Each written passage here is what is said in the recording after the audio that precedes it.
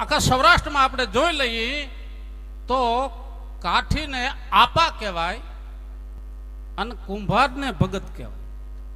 આ આપણી આખા સૌરાષ્ટ્રની પરંપરા છે કે જ્યાં કાઠીને આપા કહેવાય અને કુંભારને ભગત કહેવાય. એક સૌરાષ્ટ્રનું થાન અને હોનગઢ જ એવી પરંપરા છે કે જ્યાં કાઠીને ભગત કહેવાય અને કુંભારને આપા કહેવાય.